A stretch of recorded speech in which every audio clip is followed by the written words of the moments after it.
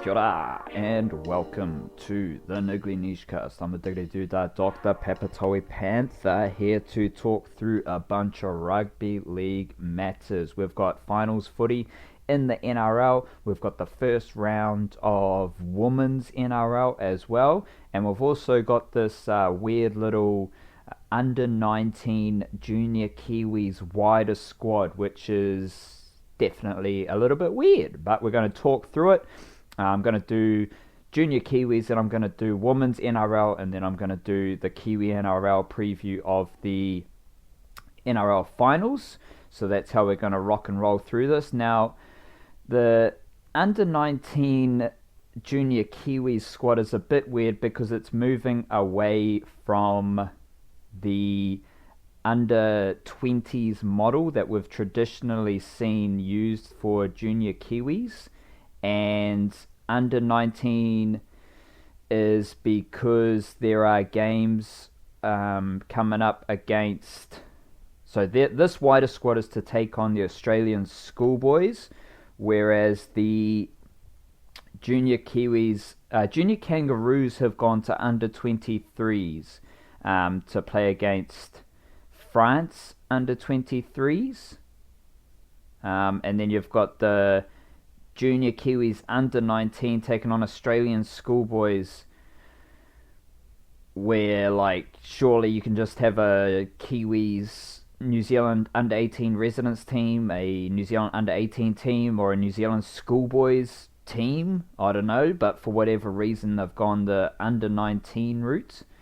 And this game is going to be played on the 29th of September in a couple of weeks' time, which coincides with the Jersey Flegg final, grand final, I believe. I'm just checking these dates.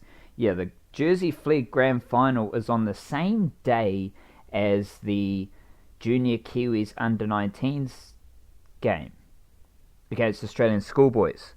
So, for some reason, they have scheduled a game that is likely to feature a whole lot of Jersey Flegg players. I mean, Australian schoolboys is going to have Jersey Flegg players in it.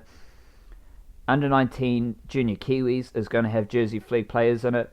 Granted, it's only the Jersey Flegg Grand Final, but if you're in the Jersey Flegg Grand Final and then you're also named to play Junior Kiwis or Australian schoolboys, that's just a terrible scheduling bit, isn't it? Like, Jersey Flegg is the same competition. It's just very, very strange how they're all doing this.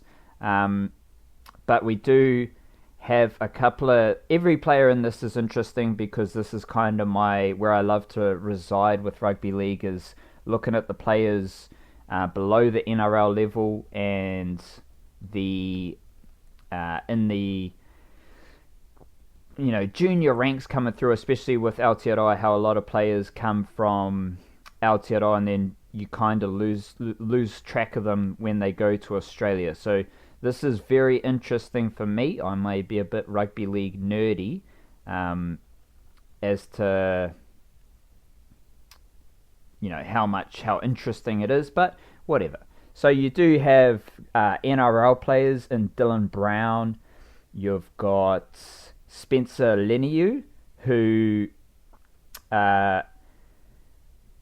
went to Australia at a very early age. So this is the same as the Junior Kiwis wider squad last year, where they named pretty much anyone who was loosely associated to Aotearoa eligibility and was playing at a decent level.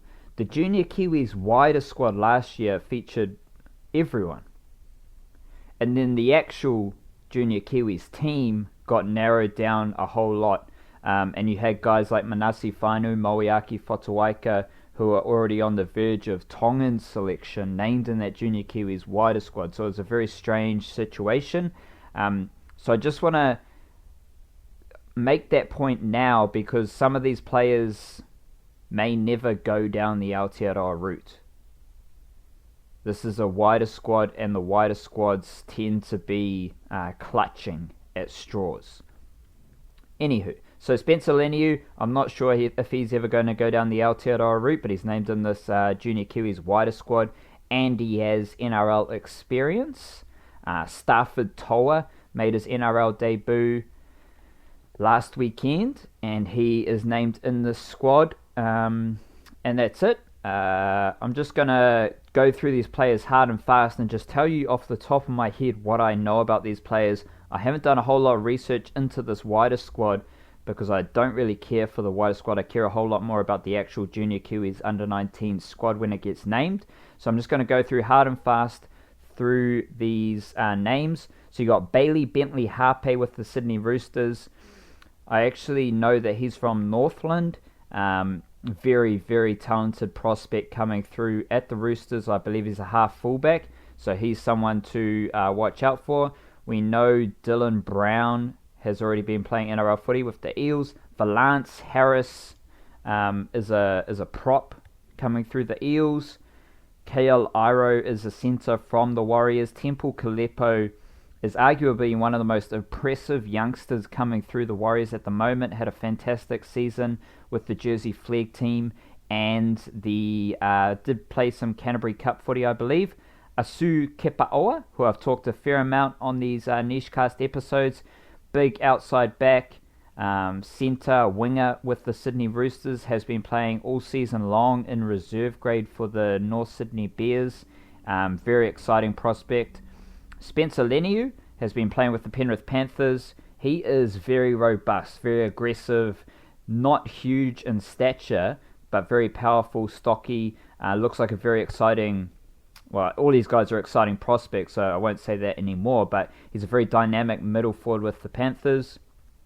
Etu Vini Lui, don't know much about him. Christian Ma'anaima from the Newcastle Knights, don't know much about him either. Etu Vini Lui is with the Parramatta Eels as well, by the way. Sione Mawala is arguably like the best playmaking prospect in Aotearoa at the level below under 20s, because you got guys like Paul Turner. He is very... He won the Player of the Year for the Jersey Flegg Warriors. And then you have... Sione Mawala. He's like a celebrated age group player for Aotearoa. He's in New Zealand under 16s, New Zealand under 18s. He was playing...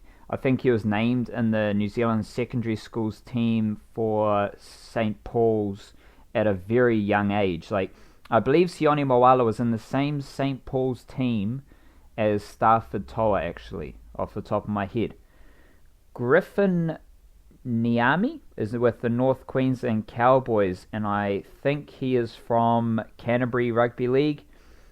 He's been playing under 20s with Townsville Blackhawks, and as part of the North Queensland Cowboys system. Shalom O'ofu with the St. George Illawarra Dragons, don't know too much about him. Junior Pua is a middle forward with the Warriors. Then you got Celestino Ravua-Tamata, who was the Fijian winger from Rotorua Boys High School, now with the Warriors, named in the squad here. Jordan Ricky is the product out of Canterbury Rugby League, who went across to join the Brisbane Broncos. And I will actually go through the reserve grade team list for finals footy this weekend as well, so we might see some crossover names there. Jordan Ricky, great prospect with the Brisbane Broncos, playing with North's Devils. Simi Sasagi is with the Newcastle Knights, don't know too much about him. Oani Sioele has been actually playing reserve grade footy in Queensland. I think he's been with the Tweed Heads Seagulls. Tyler Slade is with the Warriors, hooker, lock forward. Vito Tavanga is with the Cronulla Sharks. I believe he's a half. Then you got Matthew Tomoko, who is, I believe he's a Queensland age group representative. He's with the Canberra Raiders. Stafford Toes with the Knights. Emmanuel Tumavave Gerard is the fullback out of the Aotearoa Warriors. Christian Tuipulotu is was recruited by the Roosters to get him off the Warriors books and was among like the top 5 prospects coming out of Aotearoa before, and then he's gone across to the Roosters where he's been playing Jersey flag footy. Paul Turner's with the Warriors and Isaiah Vangana with the Warriors as well. So there's a couple of names there that I don't know too much about, but that may be because they're not really on the Aotearoa Kiwis radar. They're just loosely eligible to Aotearoa Kiwis, and what New Zealand Rugby League tend to do is just name everyone playing at a high level in the wider squad, and then you'll have players narrow it down and be a bit more selective. And so that's the Junior Kiwis wider squad. As I said, could get a whole lot more interesting as we see that squad narrowed down and just a bit more realistic, I think is a good way of terming it. NRL women's footy, we'll just roll straight through into this. We got Roosters versus Warriors. Now the Roosters, it's fairly simple. Kiana Takarangi is on the wing, and then you got Nita Maynard at hooker.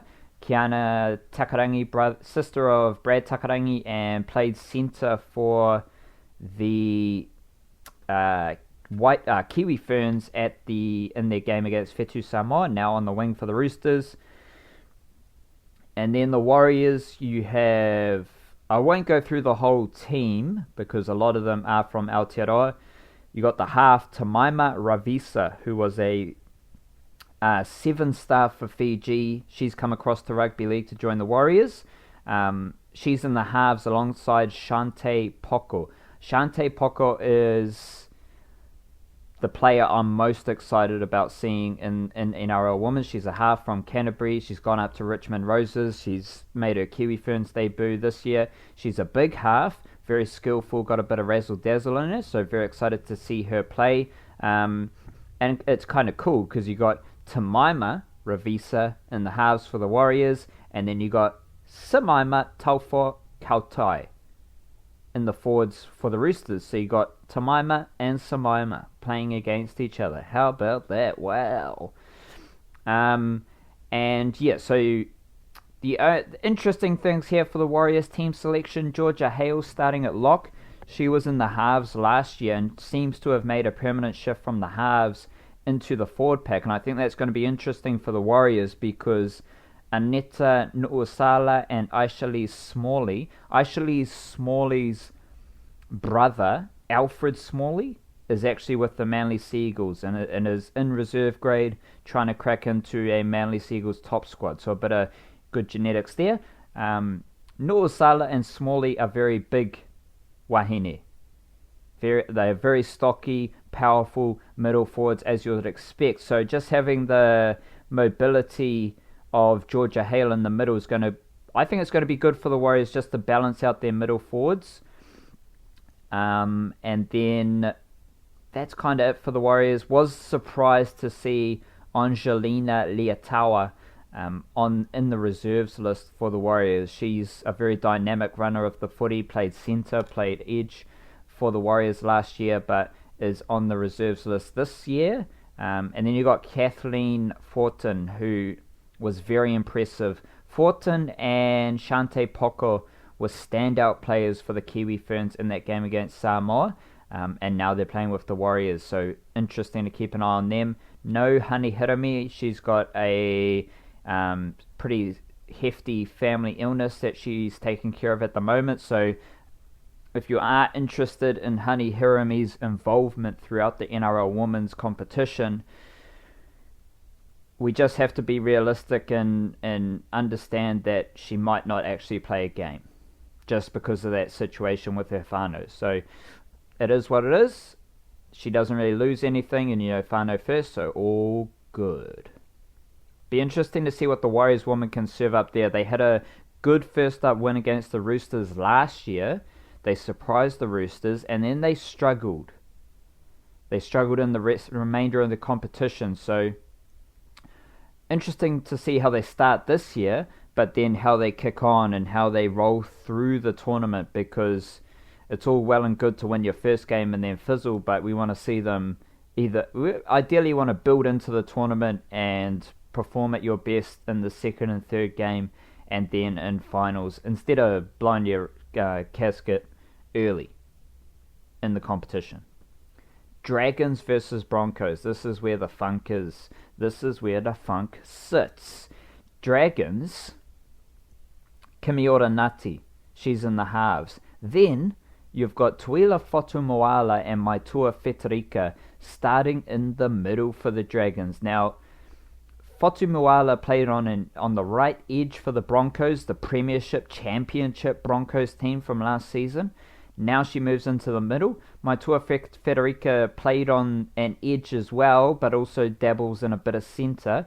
Now, the Dragons have pretty much converted them into middle forwards for NRL Women Edition 2, which is, it follows in the trend of the NRL, where you're seeing a lot of edge forwards converted into middle forwards because of their mobility, because of their footwork and their offloading and skill. And if you can maintain that power through the middle with the mobility, footwork, skill, you look at guys like, Jason Taumalolo's the pin-up boy because he was the first one to really do it at a high level. But then I think of guys like Marata Niukori, who was a centre edge forward with the Warriors under 20s. Then he goes to Parramatta Eels and develops into a middle forward.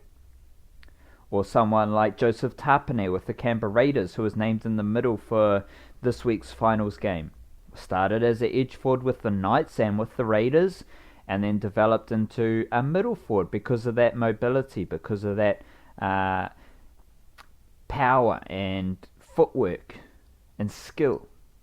So that's what I think is happening with Fotumoala and Feterika moving into the middle. That's going to give the Dragons, I reckon that's the best starting prop combination in the competition, because then you've also got Ngā Tokotoru Arakua coming off the bench. Now, she was consistently one of the most dynamic middle forwards of last year's competition, and she's coming off the bench for the Dragons after Fotumoala and Feterika do the business. So, very excited to see that middle forward crew for the Dragons. The Dragons also have Batil Vete Welsh, who, as I've said before, I think she's from up north in Aotearoa but moved to Australia and has since been in a Gillaroos, an Australian merit team. So I don't know if there's been a formal decision made about who she wants to represent, but I'm going to keep her in that Kiwi NRL Wahine conversation until she goes the Australian route, if she does. Kimiora Ngati in the halves comes up against Racine McGregor. Racine McGregor left the Dragons to join the Broncos, and Kimiora Ngati left the Broncos to join the Dragons. They're both in the number 6 jerseys. And then for the Broncos, you've also got Lavinia Gould, who is a basically a professional rugby union player and a professional rugby league player, as professional as they can possibly be at this moment. She's starting at hooker for the Broncos. Then you got Amber Paris Hall starting at prop. Amber Paris Hall is from the Richmond Roses. She has played 2 games for the Kiwi Ferns. Her last game was the game against Samoa, and then she made her debut in 2013 as a teenager. I think she was still at school. Then she took some time away from the game, has come back, and she's earned a Brisbane Broncos contract, and she's starting at prop. So you're going to have Rona Peters, the OG veteran Kiwi Fern. You're going to have Lavinia Gould at hooker, then Amber Paris Hall at prop, trying to stop that Dragons middle forward crew of Fotumoala, Feterika and Arakura. And then you've got Rona Peters at lock for the Brisbane Broncos. So it's hard to go past that Dragons team. Mandatory viewing if you're from Aotearoa and you love a bit of rugby league. Watch out for Tuila Fotumoala, Maitua Feterika, Ngā Tokotoru Arakura in the middle for the Dragons, and then Kimiora Ngati, who won the player of the match in the grand final last year, coming up against Racine McGregor. So we've actually got here Kimi Oranati's in the halves for the Dragons, Racing McGregor's in the halves for the Broncos, and then you've got Shante Poko in the halves for the Warriors. So that's 3 halves who are fighting for Kiwi Ferns game time, which is very exciting for Kiwi Rugby League, Wahine Rugby League, and Aotearoa. So I'm just excited to see this second edition of NRL Women kicking off. I love it. I love seeing the influence of the Kiwi NRL Wahine as well, so I'll be keeping a close eye on that. Rightio, let's roll into NRL Finals footy, where we've got the Roosters taking on the Rabbitohs. Roosters have Joey Manu at centre, Wairea Hargraves at prop, Isaac Liu at prop, Zane Teravano and Siosua Tokiaho coming off the bench. Rabbitohs have no one, as per usual. Joseph Manu was fantastic last week at right centre, and he's going to do the business again this week. And also, last week's game, Roosters versus Rabbitohs, didn't involve Siosua Tokiaho. Now, Tokiaho has been coming off the bench a fair amount this season because Isaac Liu has settled into that starting role for the Roosters, and it's all fine and dandy, honk-a-dory for the Rabbitohs to win that game against the Roosters last week, but now you're adding in Tokiaho, who averages 13 runs for 138 metres. 10 metres per run. If Tokiaho's coming off the bench for 10, 11, 12 runs, I'm not sure how many minutes he'll get off the bench, maybe 30 minutes. If he comes off the bench, gets 10, 12, 13 runs, 10 metres per run, that second wave in conjunction with Angus Crichton coming off the bench, Zane Teravano coming off the bench, that's going to be very difficult for the Rabbitohs forward pack to stop. So key man here, for me, is Siosua Tokiaho. Otara Scorpions Jr. coming off the bench. What kind of impact and efficiency is he going to offer the Roosters? I'm picking the Roosters to get up over the Kiwi NRL hater Rabbitohs. Then we go down to Storm versus Raiders. Holy shit. The Storm have Jerome Hughes in the halves. Then they got Jesse Bromwich and Nelson Asofa-Solomona starting in the middle. Kenny Bromwich on an edge. Brandon Smith coming off the bench as per. Raiders have Charnze Nicoll-Klokstad at fullback. Jordan Rapin is on the wing. Iosia Soliola starting at prop. And Joseph Tapine starting in the middle for the Raiders. Then you got Bailey Simonson on the bench, which pushes Saliva Havili out of the top 17. The first thing I think about here is Nelson Asofa-Solomona versus Joseph Tapine. These two, I believe Joseph Tapine got a sin bin the last time that these two teams played. He threw a cheeky punch at Nelson Asofa-Solomona, which is interesting because they're both from Wellington. They're both homies. They've both been in the Kiwis together. They're both from Wellington. So there's a bit of niggle there. I love it. I don't know if the Australian commentators or Australian media or if just any general rugby league Aussie understands that these two probably know each other very well because they're both from Wellington. They're both from the rugby league community in Wellington. They've both been part of Junior Kiwis and Kiwis. So let's just check if they played Junior Kiwis together, actually. That will be kind of interesting just to look at.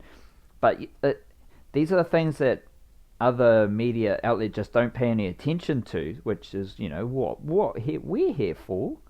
But that just adds so much more intrigue. Those are two very exciting Kiwi NRL forwards coming through the ranks. Alright, 2014 Junior Kiwis. Wait, how about this? 2011, the two edge forwards for the Junior Kiwis were Tohu Harris and Jason Taumalolo. 2012, Jason Taumalolo, Tohu Harris. 2013, Raymond Faitala-Mariner, Joseph Tapine. 2014, Joseph Tapine on one edge, Nelson Asofa-Solomona on another edge, which reminds me that Asofa-Solomona coming through the ranks, started out as an edge forward, then moved into the middle. But they have played Junior Kiwis before, and how about that? How about the players that have gone through the Junior Kiwis? Holy shit! So they know each other well, and there is Nicoll there, which is great to see. I love it. I love it. Jahrome Hughes holds on to that spot in the halves for the Storm, and I'm very interested in, like, other than the niggle between Asafa Solomona and Joseph Tapine, the thing I'll watch out for here is how the Melbourne Storm deal with Charnze Nicoll-Klokstad. By deal, I mean, like, what are they going to do to try and nullify his effectiveness?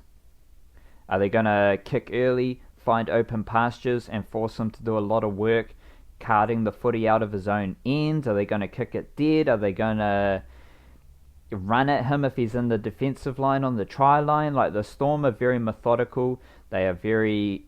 they have a lot of intent and purpose with what they do on the footy field, and I think if you can take some of the energy out of the Raiders team, and one of their energy players is Charnze Nicoll-Klokstad, then you're going to lessen the effectiveness of the Raiders.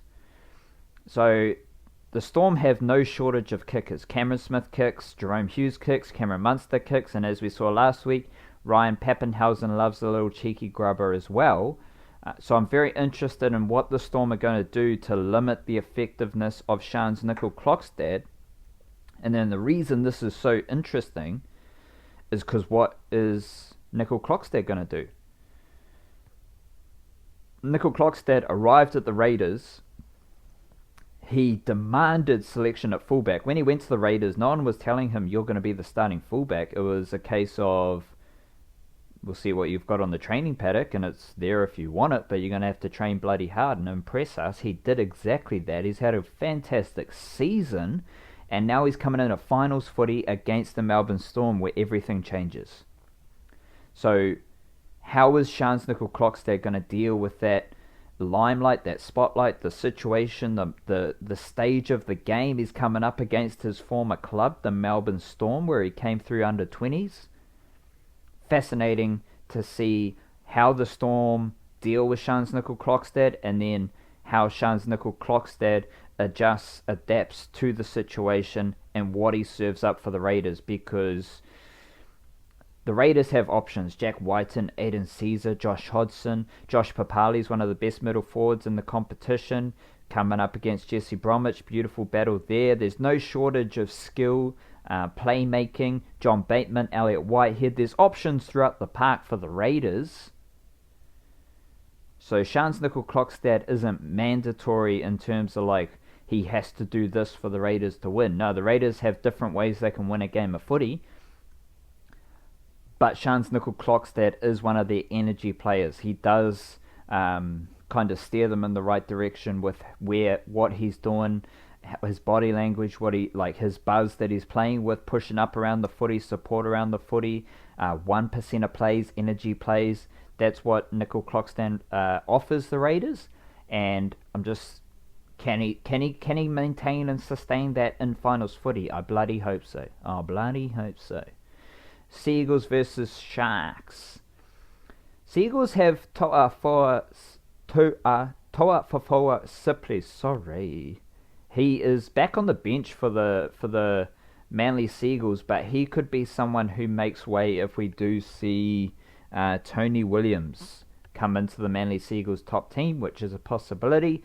And then the Sharks, they've got Sasai Feki, they've got Sean Johnson, they've got Britton Nakora, and then they've also got the man of the moment, Braden Hamlin-Uele. I can see Braden Hamlin-Uele just absolutely tearing. Where are they playing? They're playing at Brookie. Yeah, they're playing at Brookvale. I can see Braden Hamlin-Uele doing exactly what Nelson Asafa-Solomona did for the Storm a few weeks ago.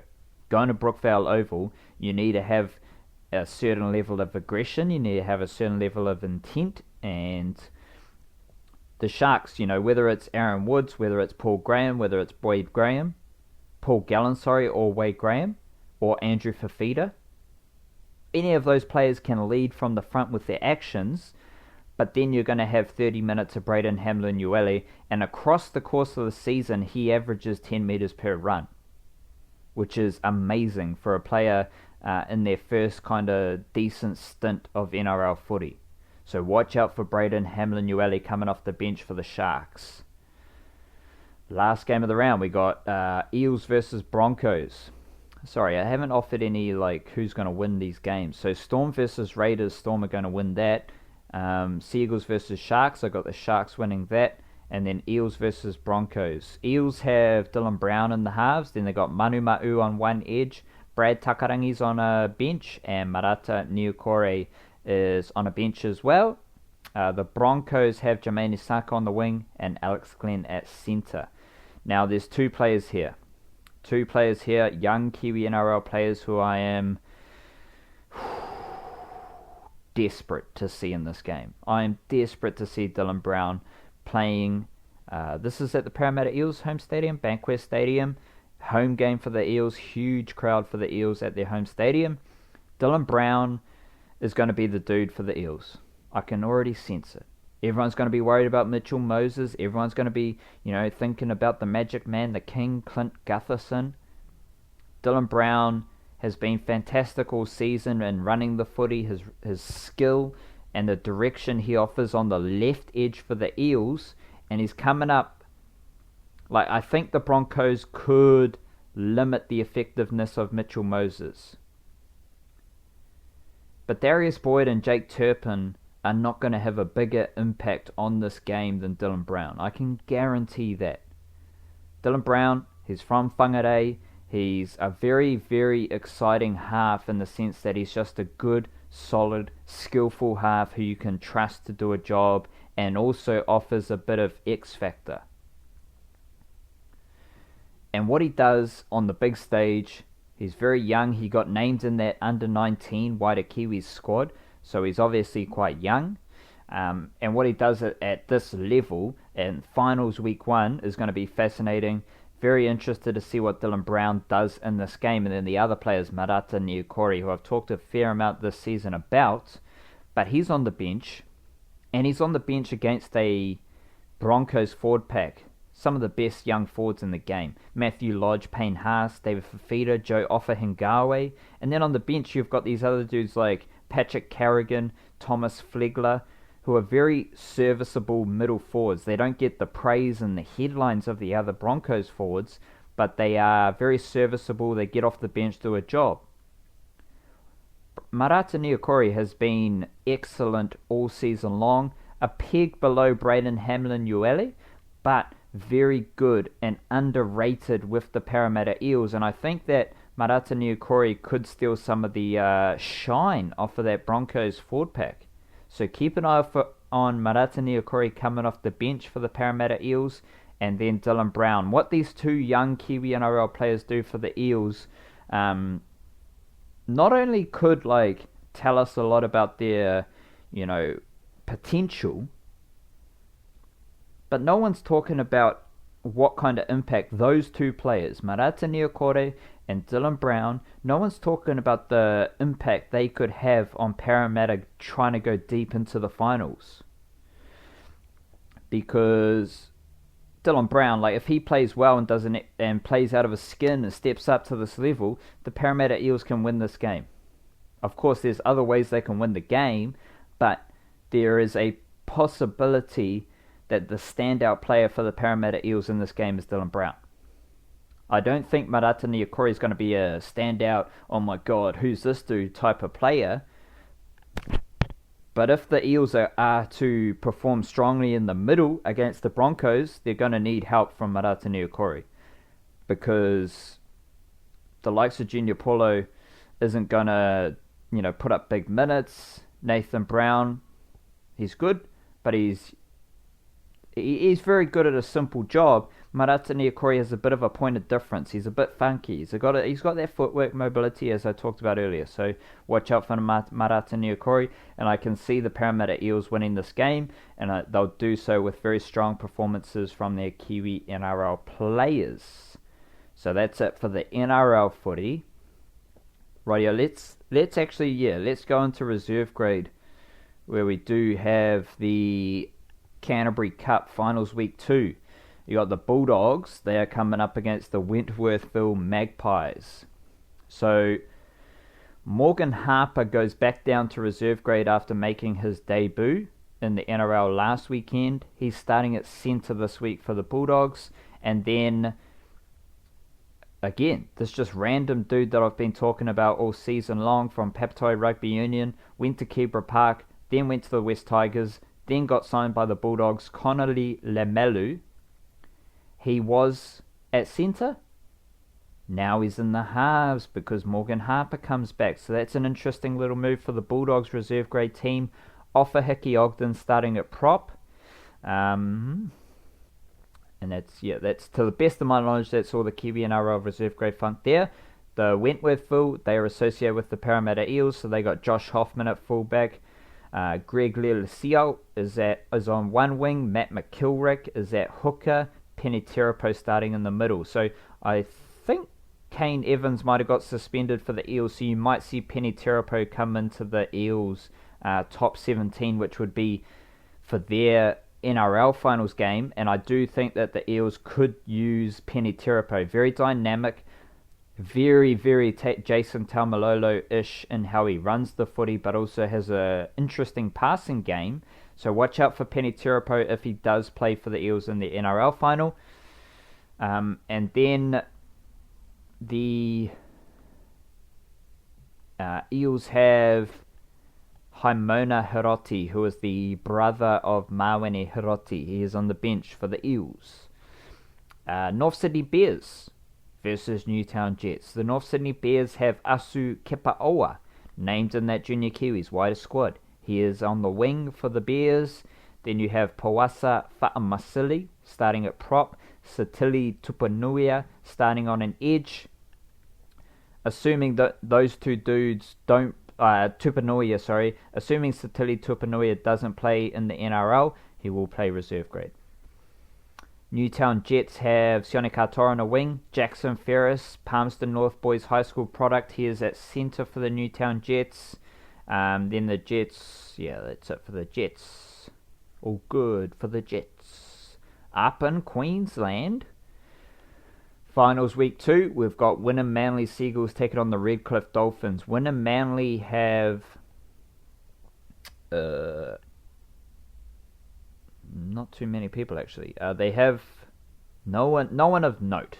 No one of note. Let me put it that way. The Redcliffe Dolphins, Jeremy Hawkins, who was with the Canberra Raiders, was with the Melbourne Storm. He's starting at centre for the for the Dolphins.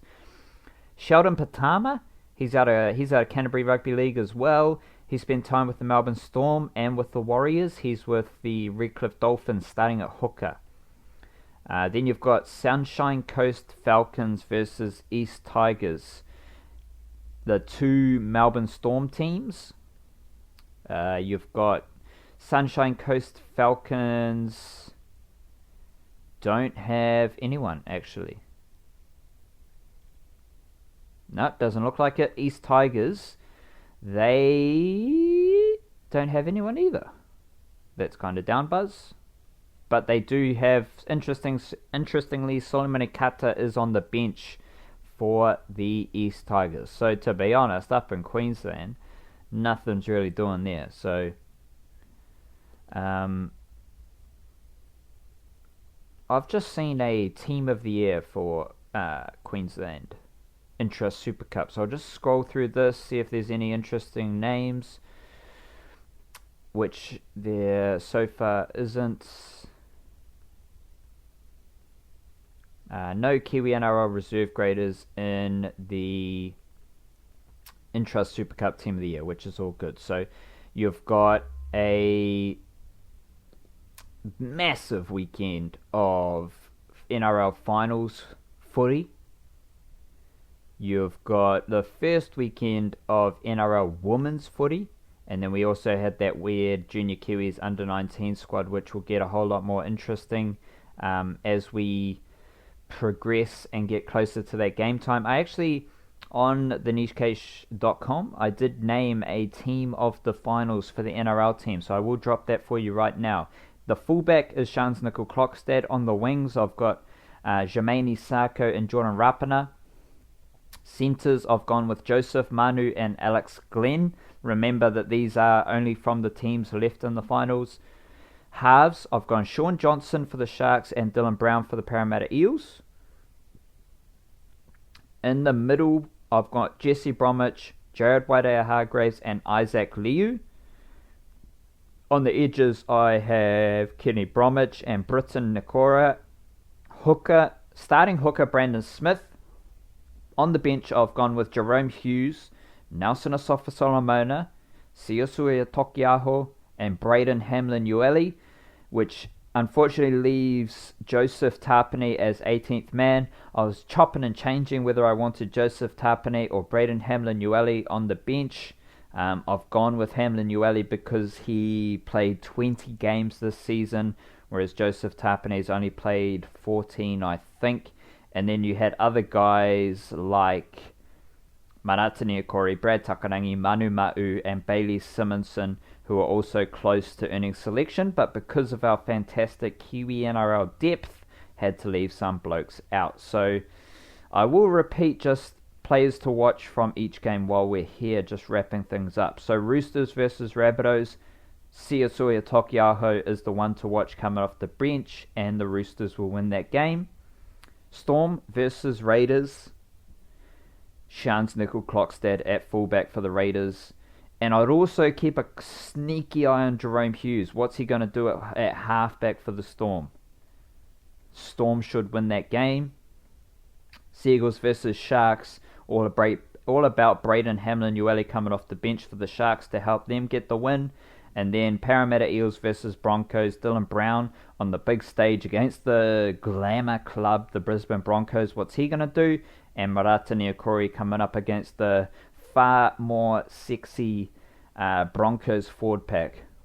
What's the understated Mangere East Junior Marata Niukore going to do against that Broncos forward pack? And the Eels will win that game. So if you do enjoy the Nichecast, if you are enjoying the Nichecast episodes, jump on Patreon and support us directly. Otherwise, leave a comment, subscribe, like, review, and just tell us your rugby league thoughts. Like, tell us your opinions in the comments. Let us know what you're thinking, where you're listening from, and just keep listening. Thank you for listening and offering your support with your ears, with your taringas. And we'll be back after this weekend's footy to wrap up what is a blockbuster weekend of footy. Cheer, stay beautiful, be nice to each other, and just always come back to a bit of gratitude, my bros and sisters. You.